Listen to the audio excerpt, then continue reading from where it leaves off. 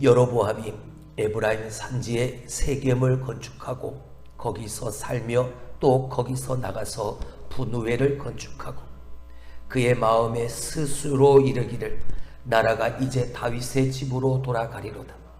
만일 이 백성이 예루살렘에 있는 여호와의 성전에 제사를 드리고자 하여 올라가면 이 백성의 마음이 유다 왕 된 그들의 주 르호보암에게로 돌아가서 나를 죽이고 유다의 왕 르호보암에게로 돌아가리라 하고 이에 계획하고 두 금송아지를 만들고 무리에게 말하기를 너희가 다시는 예루살렘에 올라갈 것이 없도다. 이스라엘아, 이는 너희를 애굽 땅에서 인도하여 올린 너희의 신들이라 하고 하나는 베델에 두고 하나는 단에 둔지라. 이 일이 죄가 되었으니 이는 백성들이 단까지 가서 그 하나에게 경배함이더라.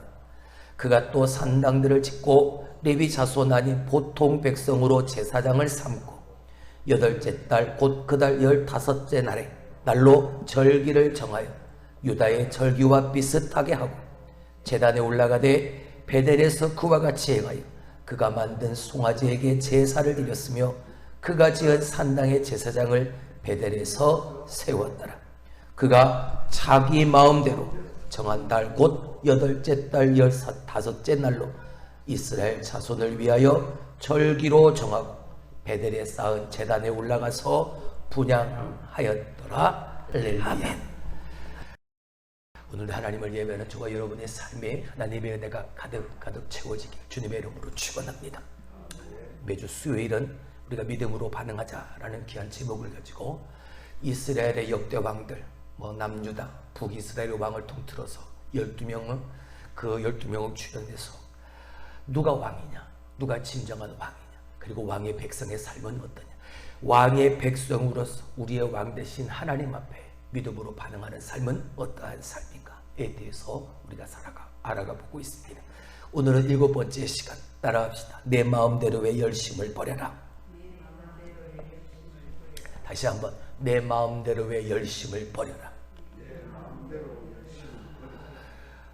결론부터 말씀을 드리면 열심히 하기는 하는데 그 열심이 하나님의 뜻에 맞춘 열심이 아닌 누구의 열심?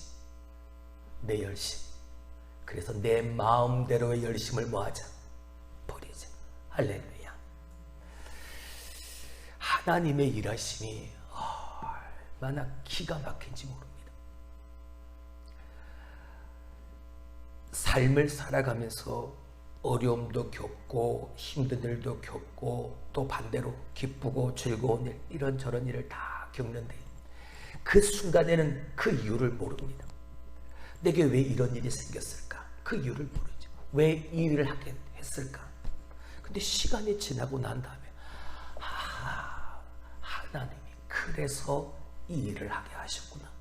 하나님이 그래서 이것 때문에 하나님이 나를 거기로 보내셨구나. 이런 것들을 깨닫게 되어집니다. 오늘도 마찬가지. 오전에 신방이 있어서 신방 다녀오는데 신방 예배를 다 끝나고 이제 목사님 맛있는 거 사서 드세요 하고 봉투를 하나 이렇게 주더라고요. 뭐랄까, 이것 가지고 뭐 할까. 이제 교회에 와서 이렇게 앉아서 묵양실에서 기도를 하고 있는데 이걸로 뭘 하지? 라는 생각을 가지고 있는데 갑자기 카톡이 하나가 지금처럼 이렇게 카톡 하면서 오는 겁니다. 우간다에 계신 박봉춘 목사님에게서 카톡이 있다. 근데 목사님은 한 달에 한 번 우리가 한샘 치고 현금을 보내면 감사합니다 하고 짧게 몇 문장 써서 목사님은 그게 보내시는 게 다인데 월 중에 한 달 중에 주 중에 이렇게 문자를 보내신 적이 없는데 갑자기 그런 문자가 카톡이 있다. 내용을 보니까 19일부터 그 우간다 빈민촌에서 어린아이들을 들여놓고 여름 성경학교를 한답니다.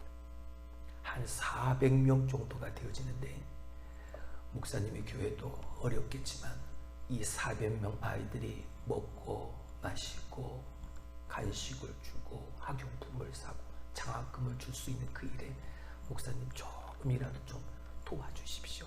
힘을 실어주십시오 라는 문자가 딱 왔습니다. 하나님이 그래서 나를 왜 수요일날 오전에 신방을 잘 안 잡거든. 수요일 오후 예배가 있으니까, 저녁 예배가 있으니까. 근데 그날 신방이 잡혀지고 또 거기에 가서 신방 예배를 드리고 또 그분이 또 목사님 맛있는 거 사 먹으라고 봉투를 이렇게 준 이유가 여기에 있었고, 만약 아무것도 없이 그 목사님의 문자를 받았다면 제 마음이 너무나도 슬펐을 겁니다. 어떻게 할 수 있는 방법이 없으니까. 근데 그 세상에서 어떤 값비싼 가장 맛있는 음식을 먹은 것보다 저는 가장 맛있게, 가장 멋있게 영적인 식사를 했습니다. 할렐루야. 지난 주일 설교에 성도란 누굽니까? 성도는 하나님으로부터 말미암아 예수 믿고 구원받아 말씀대로 사는 사람이 성도라 말씀드렸죠. 그러면 그 성도라 말만 하지 말고 성도답게 신앙의 기본을 지키자. 그래서 7가지를 말씀을 드렸습니다. 그 마지막이 뭐였지요? 섬김과 나눔의 삶이었지요. 늘 기도해. 지난 주일 이후로 하나님, 이 신앙의 기본을 철저히 지켜가는 우리 교회가 되게 해달라고. 하나님이 그 기도를 들으시더라고. 할렐루야. 들으실 뿐만 아니라 그 일을 행할 수 있도록 하나님이 다 준비시켜 놓으시더라고. 할렐루야. 우리는요, 말씀대로 순종하기만 하면 할렐루야, 기적이 일어나는 거죠. 솔로몬, 지난 2시간 동안 우리는 솔로몬에 대해 살펴보았습니다. 첫 주는 세상에 보험 들지 말라. 믿음으로 하나님 앞에 보험을 들어라. 이 솔로몬이 자기의 그 유익을, 자기의 삶의 유익을 위해서 이방 나라의 그 공주들을 데려다가 자기의 아내로 삼아버렸지요. 나와 가족관계가 되어지니까 저 이방 민족은 나를 칠 수가 없게 되어질 테니까. 그래서 많은 처첩들을 겨누렸습니다. 그 수가 1000명이나 되어지죠. 그리고 지난주에는 하나님의 사랑의 경고의 메시지를 뭐해라? 들어라. 하나님은 오늘도 말씀하시는 그 경고의 메시지, 하나님의 경고의 메시지를 무시하면 하나님의 말씀을 떠날 수밖에 없고 하나님부터 멀어질 수밖에 없고, 오늘도 경고의 메시지를 듣고 믿음 가운데 서서, 믿음의 시작도 중요하지만 그 믿음과 신앙의 마지막도 아름다운 인생을 만들어 가자. 할렐루야. 오늘은 여로보암, 북이스라엘의 첫 번째 왕인 여로보암을 오늘 우리 말씀을 상고하면서 내 마음대로의 열심을 뭐하자? 버리자. 다시 한번 따라합니다. 내 마음대로의 열심을 버리자. 믿음으로 반응하는 7번째 원칙이 되어집니다. 여러분, 여로보암은 이스라엘의 역사 속에서 우상 숭배를 뿌리내린 그 근원, 그 시작이 되어지는 왕입니다. 그는 하나님이 그에게 주셨던 그 기회를 다 자기 스스로가 저버리고 온갖 우상, 그 우상을 섬기는 그 길을 선택한 왕이었습니다. 여러분, 하나님은 우리를 어떤 운명론적 삶으로 인도하지 않으십니다. 어쩌다가 보니까 우연히 이런 운명론적 삶이 아니라 하나님은 아담 이후로부터 우리에게 계속해서 우리에게 자유 주신 그 자유의지를 가지고 뭐하도록? 선택하도록 만드십니다. 그래서 그 선택이 하나님 앞에 기쁨이 되던 선택이 되어져서 하나님이 그 사람에게 은혜를 베푸시고 그 은혜를 통해서 하나님 앞에 영광을 돌리는 삶을 살아가게 하시는 거죠. 순간순간 하나님은 당신의 지혜를 통해서 명철을 가진 하나님의 사람으로 선택하는 삶을 살아가게 하십니다. 여러분, 하나님이 여로보암을 택하신 이유는 솔로몬 왕이 타락했기 때문이었습니다. 아까도 말씀을 드렸던 이 솔로몬 왕은 1000명이라는 처첩을 거느리고 있었죠. 그리고 그 아내들이 섬기는 그 나라, 그 이방 땅에서 섬겼던 그 모든 우상들을 다 가지고 그리고 그녀들을 위해서 그녀들이 섬기는 그 우상을 위한 산당들을 다 지어주었죠. 이렇게 솔로몬은 신앙적으로 타락했습니다. 우상 숭배를 빠뜨려버리기만. 하나님은 이런 솔로몬을 버리시고 이스라엘을 남유다와 북이스라엘로 나눠버리셨습니다. 근데 이건 이스라엘을 멸망시키려고 하신 것이 아니라 이스라엘을 보존하기 위함이었습니다. 그래서 하나님은 이스라엘을 구원하시는 그 놀라운 뜻이 저 솔로몬이 아니라 다윗과 하신 그 언약을 통해서 하나님은 약속을 이어가고 계셨던. 당시의 이스라엘 백성들은 솔로몬 왕이 부과했던 이런저런 과중한 세금과 그리고 각종 부역으로 말미암아 너무나도 힘들어하고 있었습니다. 왕궁을 13년에 걸쳐서 짓고 그리고 성전을 7년에 걸쳐서 지었습니다. 20년 동안 이스라엘 백성들은 왕궁과 성전을 짓느라 몸으로 부역을 하고 또한 세금을 내는 그런 어려움과 힘든 삶을 살아가고 있었죠. 이제 솔로몬이 죽고 난 이후에 그의 아들 르호보암이 왕 위에 오르게 되어지니까 이 백성들이 왕을 찾아가서 요구하는 겁니다. 아버지 솔로몬 왕이 우리에게 너무나도 힘든 일을 시키고 너무나도 무거운 세금을 주어서 우리가 너무나도 힘들다. 그러니까 우리의 이 무거운 짐을 조금이라도 좀 가볍게 해달라. 그랬더니 르호보암 왕은 이 백성들의 요구를 철저히 무시하죠. 오히려 아버지 때보다 더 강하게 더 무겁게 하겠다라고 선포하고 맙니다. 여러분, 이 르호보암이 왜 그랬을까요? 르호보암이 왜 자기 아버지 솔로몬보다 더 무겁게 더 강력하게 정치를 하겠다 선포했을까요? 불안했기 때문에. 뭐가 불안했을까요? 아버지 솔로몬부터 물려받은 그 부와 권력, 그 자기 왕의 자리가 불안했거든요. 지킬 자신이 없었거든요. 그래서 그 불안을 감추기 위해서 르호보암 내가 더 강력한 정치를 하겠다라고 선포했던 겁니다. 그러다 백성들이 화가 나서 이 남유다의 르호보암 왕에게서 등을 돌리고 저 여로보암을 북이스라엘의 왕으로 추대하기 시작합니다. 여러분, 이건 하나님의 뜻이기도 했습니다. 11장 26절 이하 쭉 내려보시게 되어지면 여로보암을 택하신 하나님의 뜻이 나옵니다. 그리고 오늘 본문 읽었던 12장 15절 그 앞에 15절의 말씀을 보게 되어지면 이는 하나님의 뜻이라고, 하나님이 일하신 것이라고 분명히 기록이 되어져 있지. 이스라엘 백성들을 구원하시고자 하나님은 이 여로보암을 택하셨던 겁니다. 이렇게 여로보암은 왕이 되어지고 나서 가장 먼저 한 일이 오늘 우리가 읽었던 25절 무엇이었습니까? 성읍을 세웠습니다. 세겜의 성읍을 세우고 또한 브누엘의 왕국을 이 북이스라엘의 중심지로 삼았습니다. 그리고 자기 나름대로의 종교개혁을 단행하게 되어졌습니다. 여로보암은 왕이 되어지고 난 뒤에 참 열심히 참 많은 일을 했습니다. 근데 문제는 뭐냐? 이 여로보암의 열심은 하나님의 뜻과는 전혀 상관없는 자기 스스로의 열심이었다는 것이 문제였습니다. 그는 왕으로서의 열심은 냈지만 하나님의 뜻과는 상관없는 자기 스스로의 자기의 열심으로 가득 차 있었죠. 오늘 25절 26절의 말씀을 다 같이 한번 보시죠. 여로보암이 에브라임 산지에 세겜을 건축하고 거기서 살며 또 거기서 나가서 브누엘을 건축하고 이렇게 저렇게 이 성도 건축하고 저 성도 건축하고 많은 일을 합니다.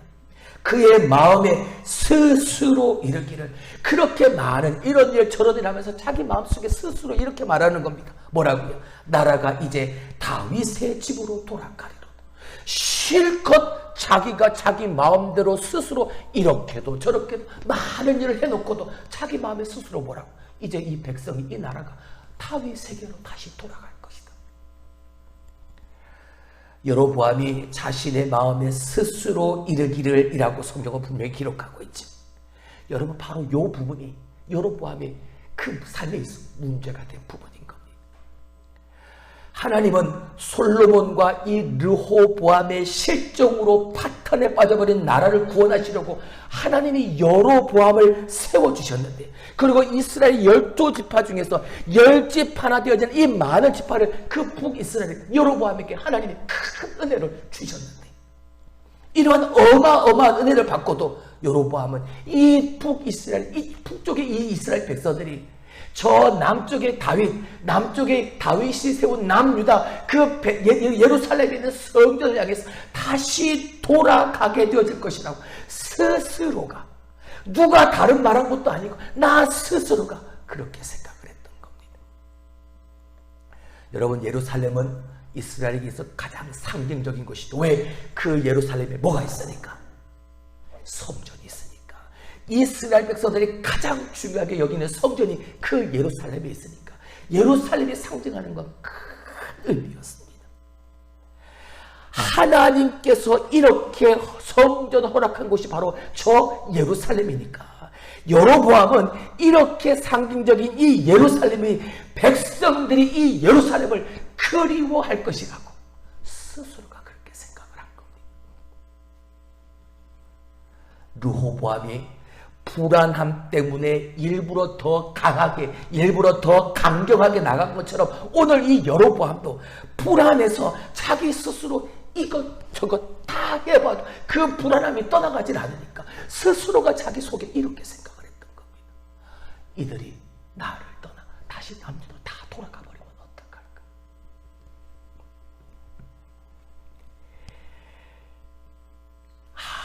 아무리 열심을 낸다 해서 그 열심으로 말미암아 불안이 떨쳐지는 게 아니더라.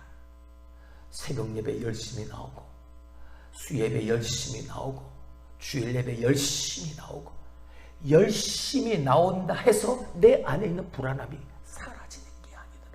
왜? 하나님의 뜻과 함께하는 열심이 아니면 내 안에 있는 불안은 사라지지. 여로보암은 왕이니까 자기 스스로 열심히 나라를 세우려고 했지만 하나님과 상관없는 열심으로 나라를 세우려고 했습니다. 하나님 편에 서 있는 사람들은 묻습니다. 하나님께 묻습니다. 묻고 또 묻습니다. 하나님의 뜻을, 하나님의 의중을, 하나님의 마음을.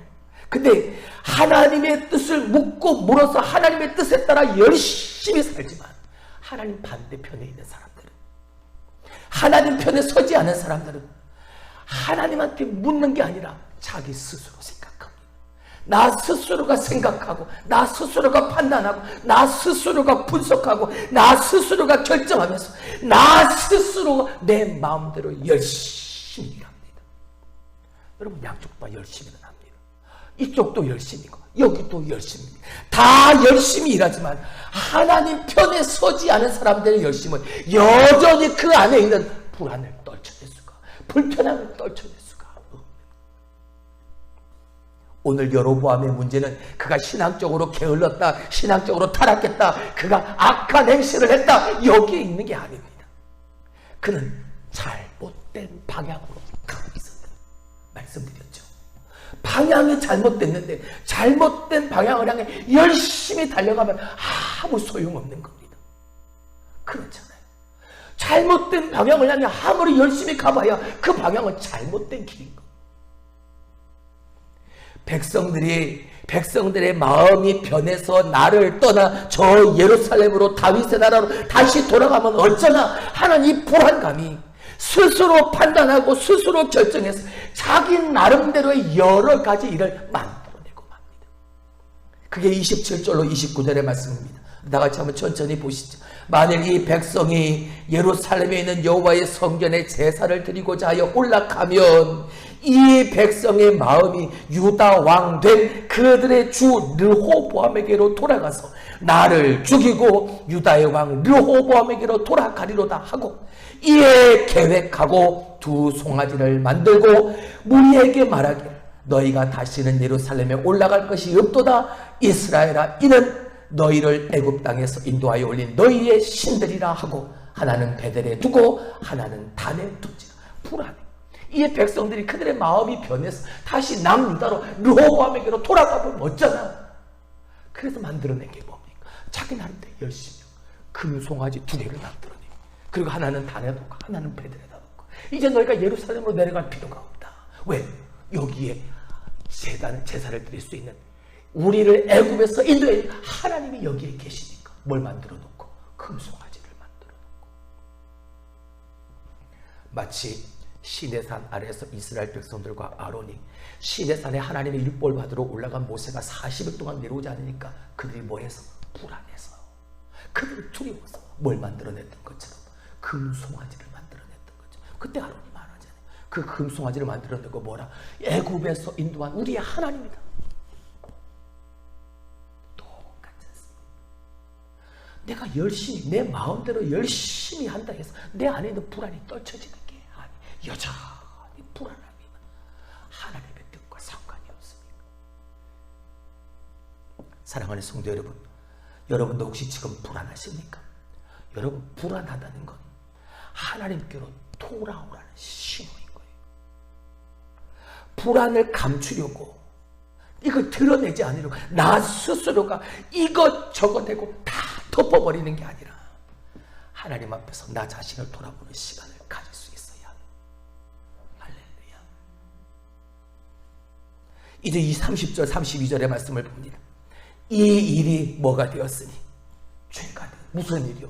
2 금송아지를 만들어 놓고 이것의 제사드린 그 일이 뭐가 되었으니? 죄가 되었으니 이는 백성들이 단까지 가서 그 하나에게 경배함이더라. 그가 또 산당들을 짓고 레위사손 아닌 보통 백성으로 제사장을 삼고 8째 달 곧 그 달 15째 날로 절기를 정하여 유다의 절기와 비슷하게 하고 제단에 올라가되 베델에서 그와 같이 행하여 그가 만든 송아지에게 제사를 드렸으며 그가 지은 산당의 제사장을 베델에서 세웠더라. 베델과 단에 세운 2 금송아지에게 뭐 했더라?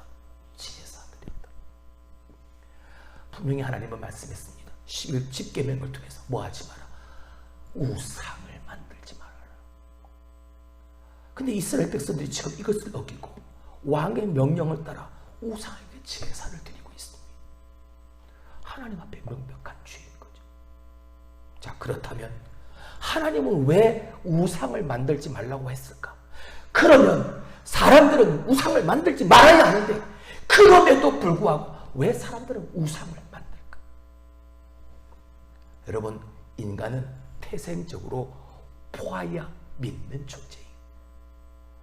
눈에 보이지 않는 하나님은 불편한 거예요. 왜 그렇습니까? 내가 섬겨야 하는 대상이 내 눈에 보이면 그 앞에서만 내가 신실하면 되는데 하나님은 눈에 보이지 않으시니까, 보이지 않는 하나님은 여기저기 어떤 곳에 다 계신 편재하시는 분이시니까 그게 부담스러운 거예요. 그냥 언제 어디서든 내가 신실하게 사는 게 너무나도 어렵고 또 내가 그렇게 사는 것이 싫으니까 그게 불편하고 그게 부담스러운 거예요. 여러분, 우리는 오늘 어떻습니까?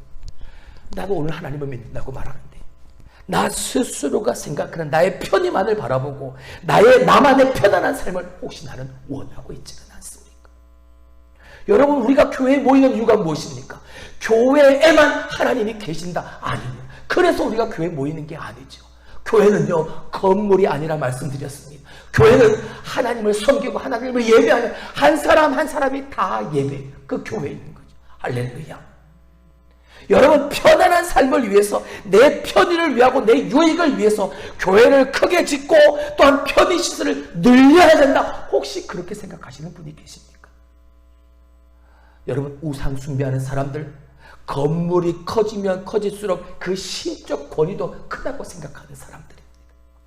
여러분, 우상 숭배하는 사람들은 자기 자신의 삶을 변화시키려고 하지도 않고 그저 내 편의에 따라서 신앙생활하고 싶어하는 사람들이 우상 숭배하는 자들. 그러나 하나님께서 분명히 우리에게 말씀하셨지요. 우상을 만들지 말아라. 왜? 하나님은 당연히 한 사람 한 사람 교회된 그 성도들과 함께 동행하기를 하나님은 원하시니까. 여러분, 우리가 우상을 만들어 놓고 그 우상 앞에서만 죄를 짓지 않으면 된다 생각할지 모릅니다. 여러분, 우리가 교회 안에 모인 회중들 앞에서만 잘하면 된다라고 생각할지 모릅니다. 그러나 그렇게 생각한다면 이미 교회가 내게 우상이 되어버린 사람인 거예요.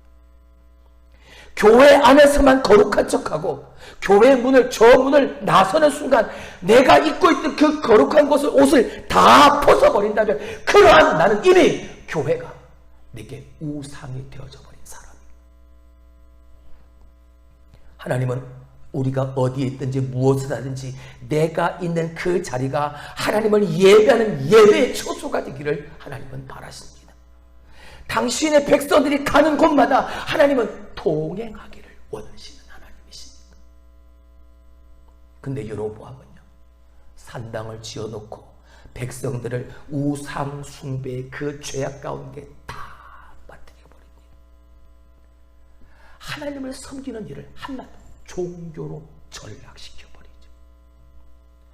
하나님이 세우신 제사장을 대신해서 레위 자손이 세워져야 할 그 제사장, 자기 마음대로, 내 마음대로, 레위 자손도 아닌 보통 사람을 자기의 제단, 그 산당을 위한 제사장으로 세웁니다.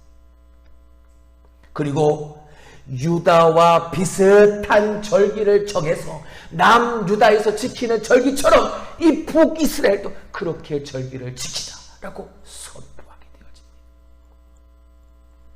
만약 이 여로보암이 하나님이 장소가 아니라 하나님을 믿는 당신의 백성들과 동행하시는 분이시다라는 걸 분명히 알았다면 그는 예루살렘이 아닌 다른 곳에 산당을 짓지 않았을 겁니다. 내 마음대로 내가 편한 사람, 내 마음에 드는 사람, 보통 사람을, 레위 자손도 아닌 보통 사람을 제사장으로 세우지도 않았을 겁니다. 그리고 내가 임의로 정한 그 절기를 지키도록 강요하지도 않았을 겁니다. 하나님과 상관없는 자기의 열심이 결국 저 이스라엘 백성들, 저 북이스라엘 백성들을 죄악 가운데로 밀어뜨리고 있었던 거죠. 이렇게 하나님과 상관없는 나의 열심은 죄를 가져오고만. 33절을 봅니다. 그가 자기 마음대로 정한 달 곧 8째 달 15째 날로 이스라엘 자손을 위하여 절기로 정하고 베델에 쌓은 제단에 올라가서 분향하였더라. 누구 마음대로? 자기 마음대로. 이 부분을 메시지 성경이라는 책을 보게 되어지면 이렇게 성경을 표현했습니다. 여로보암은 이스라엘만을 위한 이 절기를 능숙하게 치러냈다라고 말이죠. 다시 말하면 저 북이스라엘 백성들은 오늘 이 여로보암이 그들 앞에서 행하는 그 능숙함에 속아버린 겁니다. 영으로 드리는, 영으로 예배하지 않는 그 외적인 행동에 다 속아 넘어간 것. 저는 매주 강단에 설 때마다 두렵고 떨리는 마음으로 섭니다. 그리고 매주 그 떨리는 마음으로 강단에 설 수 있도록 그 하나님의 영이 나를 지켜주시네 감사합니다. 나 스스로의 능력으로 서지 않게 하시는 그 하나님의 은혜에 감사합니다. 내가 하는 오늘 이 하나님의 일에 내가 그렇게 떨리는 마음이 없다면, 내 안에서 그 떨리는 마음이 사라져 버린다면, 여러분 오늘 이 여로보암이 보였던 그 능숙한 행동에 불과한 종교적 행위에 불과한 모습일 테니까. 교회에 와서 예배를 드리는데 떨리지도 않고 설레지도 않는다면, 오늘 저 여로보암이 보였던 모든 사람들이 다 속게 만들었던 그 능숙한 종교 행위에 불과한 것입니까? 그래서 성경은 우리에게 분명히 이렇게 말하고 있습니다. 요한복음 4장 23절 24절 아버지께 참되게 예배하는 자들은 영과 진리로 예배할 때가 오나니 곧 이때라. 아버지께서는 자기에게 이렇게 예배하는 자들을 찾으시느니라. 하나님은 영이시니 예배하는 자가 영과 진리로 예배할지니라. 할렐루야. 오늘 여로보암의 문제가 뭡니까? 여로보암은 하나님을 기쁘시게 해드리는 삶이 아니라 어떻게 하면 저 사람들을 기쁘게 할까? 여기에 있었다. 하나님이 아니라 저 사람들의 그 움직이는 마음을 변하지 않도록 그 사람들의 마음을 붙잡는데 그는 애를 써. 그래서 그 나름대로 자기의 열심을 다 이런저런 일들을 만들어냈던 거죠. 여러분, 인생의 성공 실패, 내가 얼마나 내 인생을 열심히 살았느냐 아닙니다. 내 인생을 내가 얼마나 열심히 살았냐에 따라 내 인생의 성공과 실패가 결정되어지는 게 아니라 내 삶을 통해서 하나님이 얼마나 기뻐하시는가, 여기에 우리의 인생의 성공과 실패가 달려있는. 우리는 말합니다. 내가 얼마나 열심히 살았는지 알아? 내가 얼마나 최선을 다했는지 알아? 라고 우리는 항변합니다. 근데 여러분, 하나님 앞에서의 우리의 열심은 하나님 앞에 그다지 중요한 게 아닙니다. 여러분, 그렇다고 해서 열심을 내지 말라는 게 아닙니다. 누구를 위한 열심이냐, 무엇을 위한 열심이냐, 이게 중요한 것이죠. 마이클 야코넬리가 쓴 영성이라는 책에 보면 이런 내용이 있습니다. 지적 장애를 가지고 있는 한 어린 소녀가 주일 예배 시간에 성경을 봉독하기 위해서 앞으로 나오고 있습니다. 근데 보통 사람들이 나오는 시간보다 훨씬 더 많은 시간이 듭니다. 왜? 지적 장애를 가지고 있는 아이였으니까. 강대상에 서서 성경을 봉독합니다. 다른 사람들이 걸어 나온 그 시간보다, 다른 사람들이 읽은 그 시간보다 훨씬 더 많은 시간을 들여서 이 지적 장애를 가지고 있는 이 어린 소녀가 성경을 읽었습니다. 감사한 것은 이 소녀가 듣고 있는, 보고 있는 성도 회중들의 그 지겨워하는 모습, 그리고 그녀를 쳐다보고 있는 경멸스러운 눈으로 보고 있는 그들을 느끼지 않았다는 게 감사합니다. 아무것도 모른 채 이 아이는 성경 봉독을 끝내고 자기의 자리에 가서 앉았습니다. 돌아가는 그녀의 얼굴이 기쁨과 감사로 가득 찬 얼굴이었습니다. 예배를 다 끝나고 난 후에 교회 장로님들이 목사님을 부릅니다. 당회실에서, 목사님, 어떻게 저런 아이를 주일 예배 시간에 성경을 읽게 합니까? 어떻게 예배 중에 저런 아이가 성경을 읽게 하십니까? 앞으로 조심하십시오. 이렇게 말을 하더라는 거죠. 여러분, 여러분에게 묻고 싶습니다. 과연 하나님 앞에서의 우리의 열심, 우리가 가지고 있는 영성, 필사적으로 성경을 읽으려고 하고 성경을 다 읽고 난 후에 기뻐하고 있는 지적 장애를 가진 그 소녀에게 있을까요? 아니면 그 소녀를 경멸의 눈으로 쳐다보고 있는 지적인 회중들에게 영성이라는 것이 있을까요? 이 지적 장애를 가지고 있는 그 소녀가 가지고 있는 그 불편함 속에 있는 영성을 볼 수 있기를 주님의 이름으로 축원합니다. 불편합니다. 아이를 데리고 교회에 온다는 것이 너무나도 힘듭니다. 사람들이 떠들고 막 뛰어다니는 그 아이를 보고 뭐라고 하는 그 모습이 너무나도 두렵습니다. 그럼에도 불구하고 어머니는 이 아이들의 손을 잡고 주일날 예배 드리기 위해 교회를 찾고 예배를 드리는 이 엄마의 간절함 속에 있는 영성을 볼 수 있어요. 누구를 위한 열심입니까? 하나님을 위한 열심입니다. 우리는 불편하다, 시끄럽다, 그 소녀와 그 엄마 속에 있는 그 열심 있는 보이지 않는 영성을 나 스스로 내 마음대로 다 덮어버리려고 하지만, 그리고 나 스스로가 생각하는 내 나름대로 내가 옳다고 여기는 영적이라고 생각하는 것을 세워가고 있습니다. 그게 위선인지도 모른 채 말입니다. 말씀을 맺습니다. 여로보암은 왕으로서 최선을 다했습니다. 그러나 하나님과 상관없는 열심이었기에 그의 그 헛된 열심은 모든 백성들을 죄로 몰아넣었습니다. 사랑하는 성도 여러분, 우리 삶에서 중요한 것은 나 스스로의 열심이 아닙니다. 하나님의 뜻입니다. 하나님은 내가 생각하는 열심이 아니라 우리가 행하는 이 열심 가운데 내가 과연 하나님을 향한 마음이 있느냐, 하나님은 이걸 보시는 거예요. 우리가 하나님의 마음으로 열심을 다하게 되어질 때 하나님은 그런 우리를 기뻐하시는 거죠.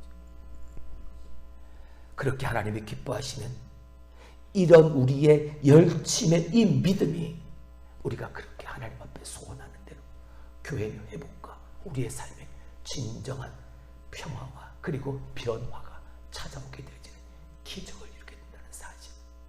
할렐루야. 내 마음대로의 열심을 뭐하자? 버리자. 하나님의 뜻에 따른 오늘 나의 열심, 나의 영성이 되어질 수 있기를 주님의 이름으로 축원합니다.